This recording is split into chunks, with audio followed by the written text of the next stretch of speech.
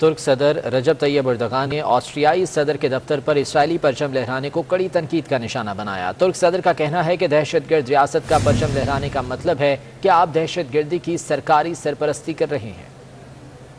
Başbakanlık binasına İsrail bayrağı çeken Avusturya devletini telin ediyorum.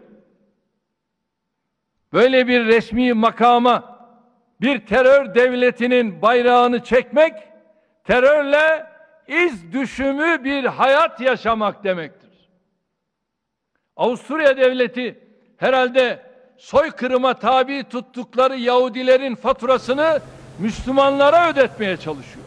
Başbakanlık binasına İsrail bayrağı çeken Avusturya devletini telin ediyorum.